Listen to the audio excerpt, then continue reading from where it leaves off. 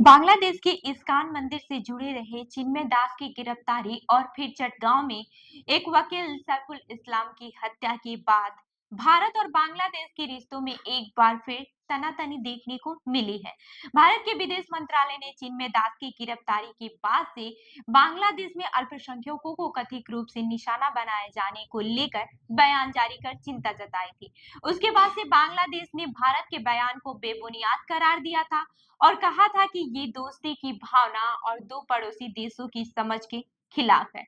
बांग्लादेश के अखबारों में इस मामले को लेकर काफी चर्चा है। बांग्लादेश के प्रमुख अखबार डेली स्टार ने लिखा कि चटगांव कोर्ट परिसर में सहायक लोक अभियोजक यानी कि वकील सैफुल इस्लाम की हत्या बेहद परेशान करने वाली है। अखबार लिखता है कि हाल में मीडिया घरानों पर हमले और कॉलेज स्टूडेंट की ओर से हिंसक व्यवधानों पर बढ़े तनाव के बीच ये सोचना गलत नहीं होगा कि कोई भयावह ताकत सुनियोजित अराजकता फैलाकर देश को अस्थिर करने की दिशा की ओर ले जाने की कोशिश कर रही है।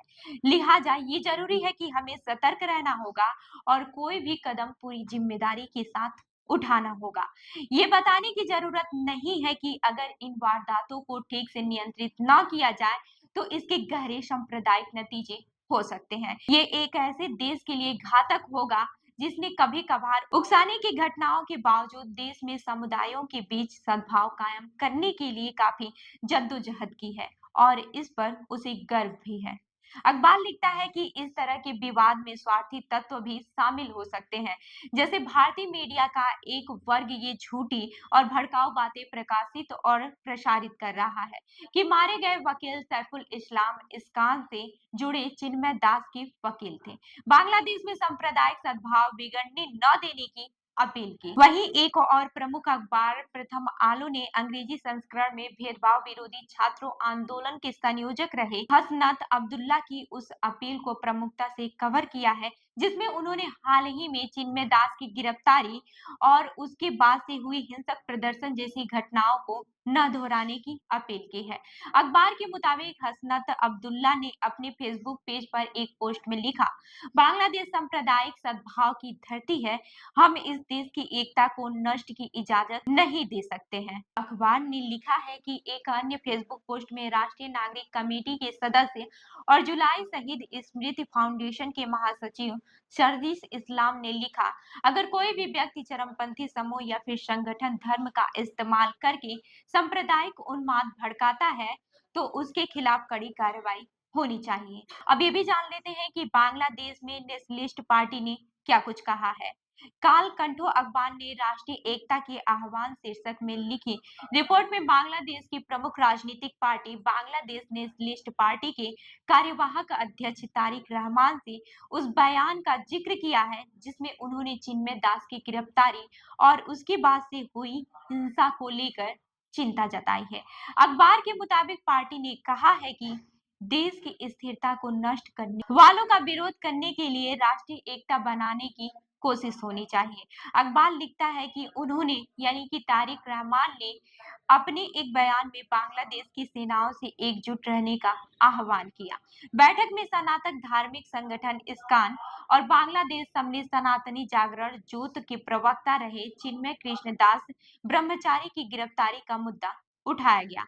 अखबार के मुताबिक इस बीच बीएनपी ने विभिन्न दलों और संगठनों की ओर से इस्कान पर प्रतिबंध लगाने की मांग से असहमत जताई है। इसके बजाय पार्टी ने इस्कान के प्रतिनिधियों को बातचीत के लिए बुलाया और अंतरिम सरकार को शांतिपूर्ण समाधान की ओर बढ़ने की सलाह दी। बीएनपी ने विशेष रूप से विभाजन पैदा करने और नफरत फैलाने वाले मीडिया घरानों से सतर्क रहने को कहा है। समकाल ऑनलाइन ने लिखा है कि चटगांव अदालत के सहायक लोक अभियोजक सैफुल इस्लाम की हत्या ने विरोध प्रदर्शन को हवा दे दी है। वकील और अलग अलग पेशों के लोग न्याय की मांग कर रहे हैं। चटगांव के गुस्साए प्रदर्शनकारियों ने हिंसा की। प्रदर्शनकारियों ने 24 घंटे के भीतर अपराधियों की गिरफ्तारी की मांग की। कुछ प्रदर्शनकारियों ने इस्कान के समर्थकों पर हिंसा का आरोप लगाते हुए उस पर प्रतिबंध लगाने की भी मांग की है। समकाल के मुताबिक चटगांव वकील एसोसिएशन ने भी अदालत के बहिष्कार समेत 6 सूत्री मांग जारी की है।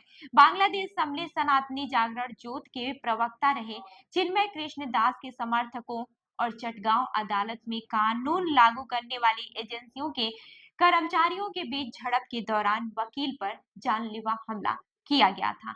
अखबार के मुताबिक भेदभाव विरोधी छात्र आंदोलन के नेताओं हसनत अब्दुल्ला और सरजिस आलम ने इस कांड को उग्रवादी संगठन करार देते हुए इस पर प्रतिबंध लगाने की भी मांग की है। वकील की मौत पर न्याय की मांग को लेकर ढाका यानी कि राष्ट्रीय राजधानी और अन्य शहरों में भी प्रदर्शन हुए। बांग्लादेश की कम्युनिस्ट पार्टी और अन्य वामपंथी समूह ने भी रैलियां आयोजित की और सरकार से सांप्रदायिक सद्भाव बरकरार रखने की भी कोशिश को तेज करने की अपील की है। सरकारी अधिकारियों ने भी किसी समूह को गलत तरीके से निशाना बनाए जाने से रोकने के लिए सावधानी बरतने को कहा है। तो इस खबर पर क्या है आपकी राय, हमें जरूर बताएं। मैं हूं रूबी आपके साथ और आप देख रहे हैं जनदर्पण न्यूज। धन्यवाद।